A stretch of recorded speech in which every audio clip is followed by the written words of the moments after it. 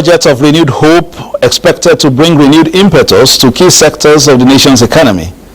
National Assembly promises its support and cooperation. Nigerians express hope and give pointers on the low-hanging fruits. But how should the drivers in the key sectors marry concept and commitment with actuality? Also on political update, is the face-off in Ondo Exco at last after the protracted face-off, and of course we have details of this and more on our lineup, as well as a look at what is happening, unfolding in Lokoja. I'm Fisa Ogun for you. Welcome.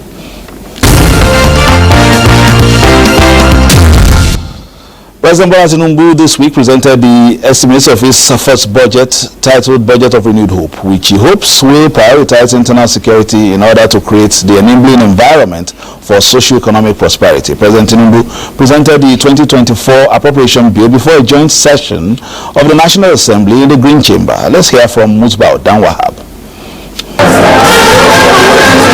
President Bola Tinubu takes another step toward the actualization of his renewed hope agenda.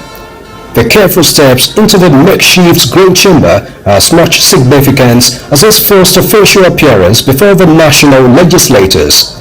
His agenda, anchored on 8 priority areas, aimed to engender the development and prosperity so promised by his administration. But the agenda remain ideas boxed in here, and the chief executive will require the partnership of the legislature to unlock the potentials in the boxes.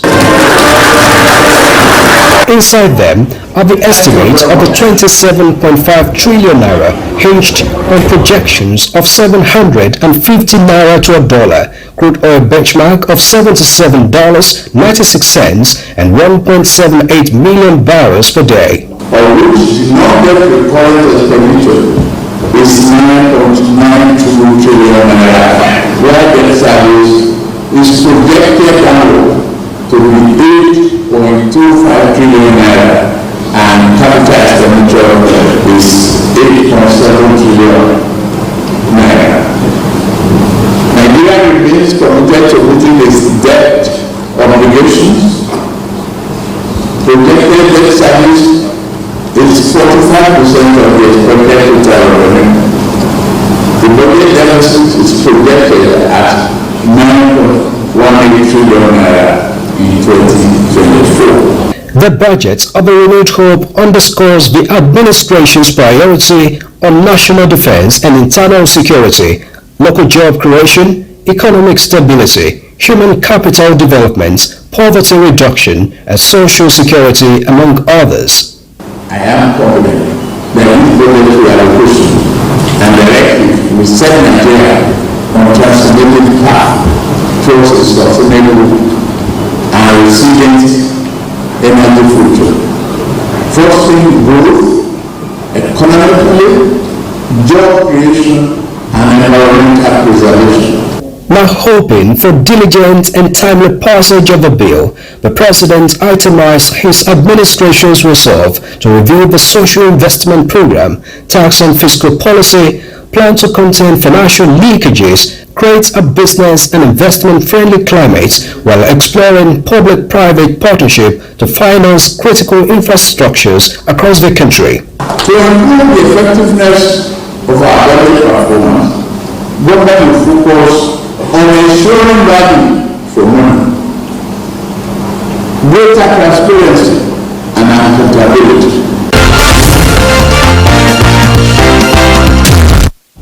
Our public affairs analyst Jide Ojo's flight was delayed, so he joins us from Lagos via Zoom. Thank you for joining us, Jide.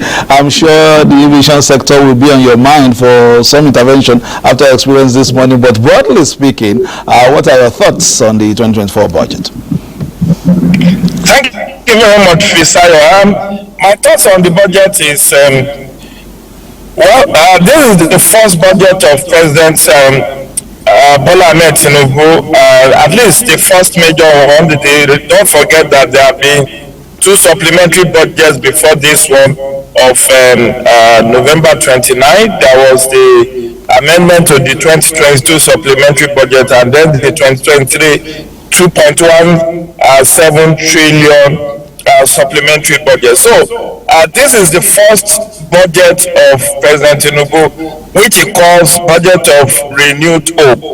And we do hope that this renewed hope will make Nigerians to smile, because the country is on dire straits and we need those divine intervention in the 8 critical areas where the president has promised renewed hope, in education, in health, in security, in agriculture, solid minerals, anti-corruption, economic recovery. And when you look at the statistics for 2024 budget, I really do appreciate the president for lowering our expectation in terms of crude oil production, which he pegs at $750 per barrel, crude oil production of about 1.7 million barrels per day, unlike the 2.3 million we had under the Buhari administration, which we never met.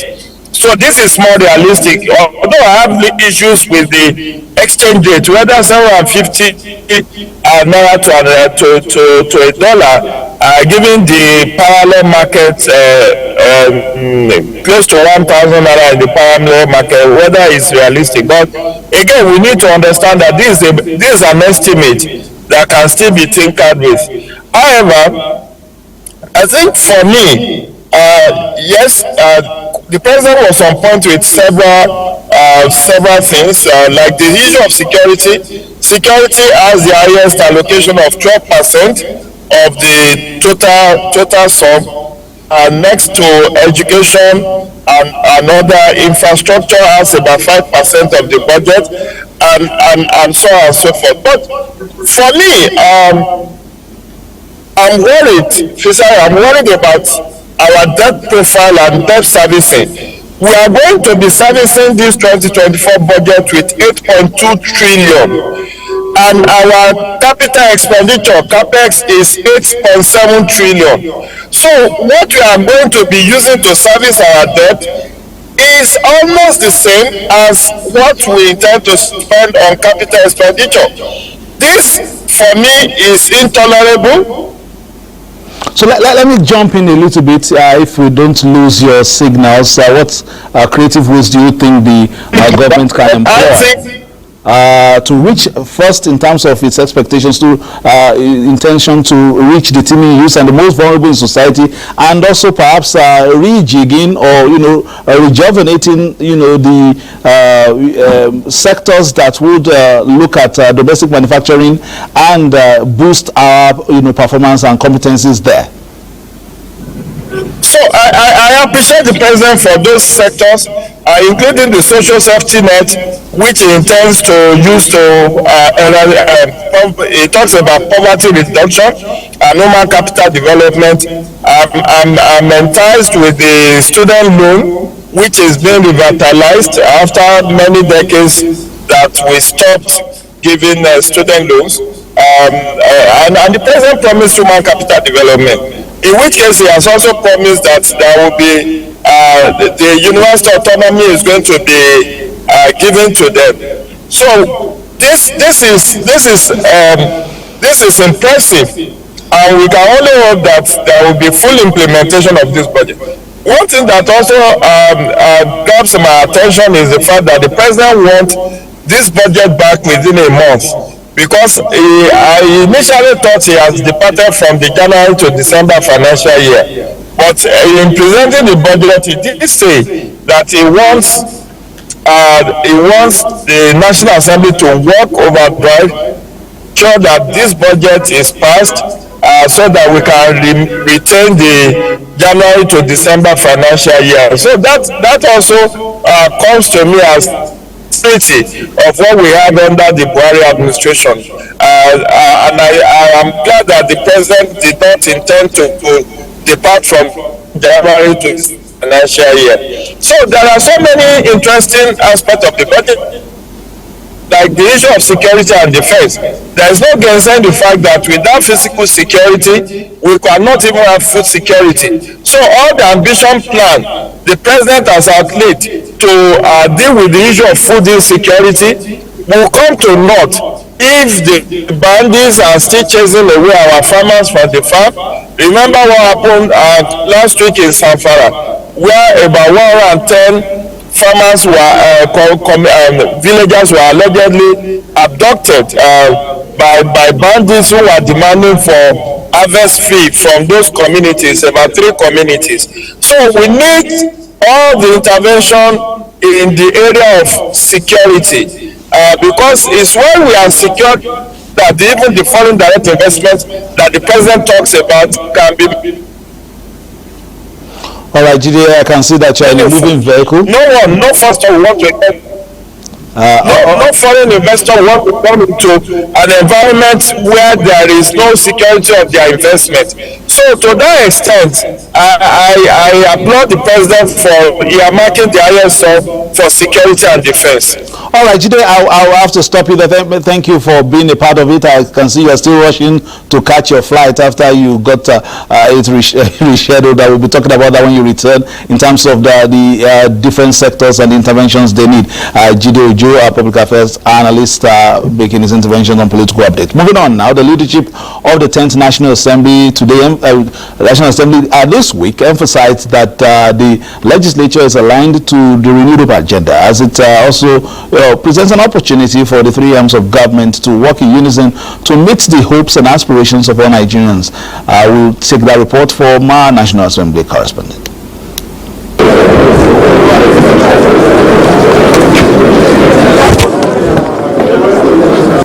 Our legislative agenda conflicts around it, and we believe its faithful implementation will augur well for our nation and put Nigeria on a new growth trajectory. The House of Representatives will convene the first National Citizens Budget Town Hall to harness public input and opinion on this budget.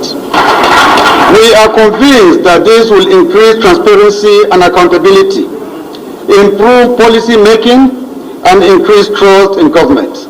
Strategic streamlining is the term that encapsulates the submissions by these 2 presiding officers of the National Assembly. They are convinced that President Tinubu's administration is determined to impact positively on all sectors and segments in the country for the good of citizens, going by his antecedents since assumption of office. The reforms touching on economic growth and diversification through agriculture, security and social developments, when effectively implemented, they believe will turn around the fortunes of Nigeria. The modern economy is putting all our eggs in one basket. It is a risk we have taken for too long, and we cannot continue to tempt providence. We also believe that education should be prioritized and something done to stop frequent closures of schools. The 2024 budget should prioritize social welfare programs to help reduce poverty and inequality. Equally important is job creation and youth empowerment in view of the large and ever-growing youth population. Failure to do this means failure to invest in our future. While emphasizing resources be judiciously allocated, the legislature insisted on putting heads together for the good of all. We request that the President would mandate all ministers and health agencies to avoid foreign travel during this period of our engagements with them. Let us remember that our action today will shape the future of our dear nation. Together, let us work towards a budget that reflects the aspirations and dreams of every Nigerian citizen. We will also work to institutionalize pre-budget engagements with the executive to further improve and hasten the budget process. In the coming days, the National Assembly will engage heads of ministries, departments and agencies of government as they appear to give accounts of previous allocations and defend their spending proposals for 2024. And as a joint session of the 10th National Assembly received the 2024 Appropriation Bill for consideration and passage, expectations are high towards having a new Nigeria. Let's get some of those thoughts as compiled by Rabi Ali of the National Assembly. The truth about it is that when left to itself, providing housing for Nigerians will have to be really subsidized for a lot of Nigerians to access it. And then we have to also employ other means of delivery for Nigerians. We are looking at renting to own. We should expect that there will be results, positive results, and support the government whatever they do as citizens of the country. We have so many institutions, FMBN, FSA, PMIs, that will deliver these things within record time, God willing. Nigerians, with this present government, the renewed hope agenda of Mr. President, Nigerians should expect a lot more in the housing industry, especially affordable housing. We first need a very substantial allocation to digital infrastructure. We need more broadband access, we need more internet penetration, especially to underserved areas. That's even before we start thinking of rural areas, even underserved areas. There are still areas with very, very slow internet. And to power a digital economy in today's world, it first starts with very strong internet connectivity. The area of water is something that's supposed to give to Nigerians free. You don't need to buy water. It's supposed to be the primary priority of every government to give the people water. But I don't know. Our democracy or democratic systems for almost 20 years now, we run away. We find it very difficult to give our people water. And even the United Nations that are trying to bring them in a helping hand. Up to now, with this water, with the rural populace. I think the rural area, the rural people, they need water. More than water first, because water is life. Meanwhile, Governor Peter Mbah of Enugu State has commended President Bola Tinubu for his various economic policies, which he believes is now rubbing off on the said national government. The governor, who was at the State House in the course of the week, said he came to further discourse with President Tinubu on areas of collaboration. Governor Mbah revealed that his administration leveraged on the policies of the federal government and is working on how to attract more investors into Enugu State and make the international wing of the Enugu airport more active through cargo operations. Things that he's doing at the national level is also rubbing off on us at the state level. The policies, the removal of the fuel subsidy, the unification of the FX, what that simply means is that you're going to have a lot of FDIs coming in, and so we're also going to benefit from that. As you may have also noticed, we are also doing a lot of trying to attract investors to Enugu State. And the fact that we now have the ease of investors bringing in their money and also being able to repatriate it as a result of the unification of the foreign exchange rates largely would rub off on Enugu. We have our workers go to work on Mondays and the schools are open, the business activities, the economic activities are back. So what we're dealing with now is to erase that sad memory from our history. Lawmakers in the Senate are optimistic that assumptions and parameters in the proposed 2024 appropriations are in tune with the reality and would effectively address socio-economic issues in Nigeria. Issues of revenue shortfall and meeting unexpected emergencies can only be tackled either by 1, borrowing, or 2, cutting expenditure. Senate Leader Ogbeyemi Bamidele opens debate, stating the few options before government which influence decisions on funding the budget. Government, he added, is strengthening framework for public-private partnership and concessions, as well as leveraging the opportunities in the green finance for all-round prosperity. Some of the expenditures are fixed. We can't do anything about that. But we must work on the variable portion of the expenditures. We still have conflict between the government intention of deregulation and fixing of exchange rate. Be sure that we have a conducive environment for investment to come into the country. That is the only way our assumptions can be met. It's not rocket science. The whole thing can be reversed. It's sheer determination and the zeal, the political will to do that. And I think the current administration has the political will. The debate on the bill continues. Let's also hear from the House of Representatives before we join Lokoja. Following the presentation of the 2024 appropriation bill of 27.5 trillion naira, lawmakers are drilling into the priority areas and key parameters that concern the welfare of citizens. We talk about the need to overhaul the entire security architecture, and I believe that once security is properly tackled in this country, among other things, there will be an increase in the production of goods and services. The president was clear by giving the House of Representatives or the National Assembly a free hand to operate. He is expecting the 10 National Assembly to do thorough examination of the proposal. The beautiful allocations in the budget are only realistic if and only if we have absolute security.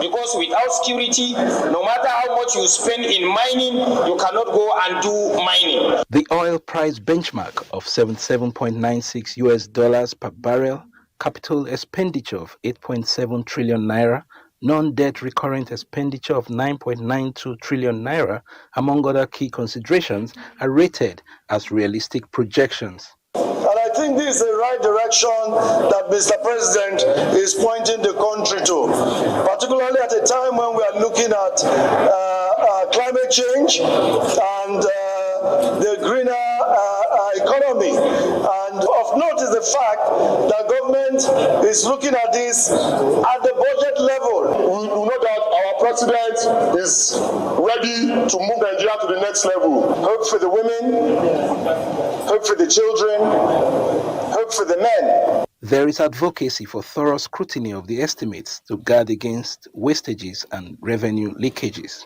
It is not enough that we celebrate this budget. We also have our sacred obligation, which is to scrutinize the budget when it comes to committee stage. The House has passed the FCT supplementary budget of 61.5 billion naira for critical infrastructure projects, following clause-by-clause.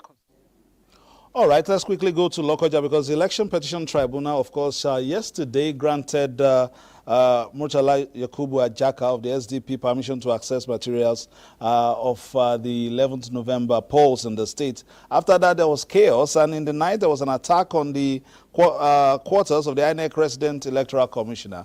Our own Solomon Aiden is there in Lokoja. Solomon, what is happening there? Very quickly, time is not our friend. What is happening in Lokoja at this time? We understand that the police also issued a statement a couple of minutes ago.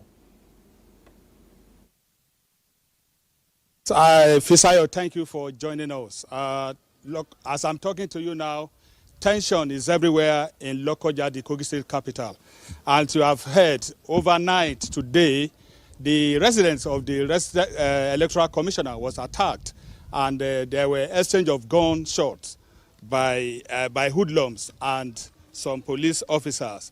As at this afternoon, the commissioner of police, Bertrand Onoha, has confirmed the incident and issued a press release.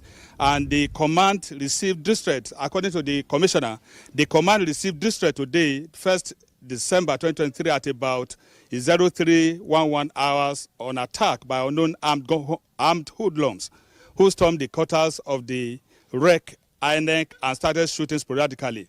The police guards on duty at the residence engaged the hoodlums in a gun duel and denied them access to the premises. Meanwhile, the Serena bus they came with was seen burnt to ashes as the frontage of the house.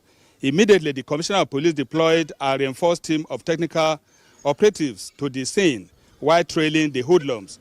He commended the guards on duty for their bravery and diligence. The Commissioner, while condemning the attacks, tasked the Deputy Commissioner of Police in charge of Criminal Investigation Department, CID, to commence investigation with a view to apprehending the perpetrators and bringing them to justice. That's the situation here right now as I'm talking to you. The INEC office, after the protest by some youths 3 days ago, there's a total lockdown. Thank you very much, Solomon. I think we can get the gist of that. We'll try and get to you also in the course of the day, so that you can give us updates on that. We'll keep our eye on Kogi. And of course, I wanted to go to Ondo State quickly, but we can't do that. Time is not our friend. The Deputy Governor presided over the State Council meeting yesterday, hoping that is the end of the face-off out there in Akure. We'll be back again on Tuesday. Between now and then, please play your politics for the greater good. My name is Fisai Ogunfe. Thanking you for staying tuned. All the best. Enjoy the rest of your weekend. Bye-bye now.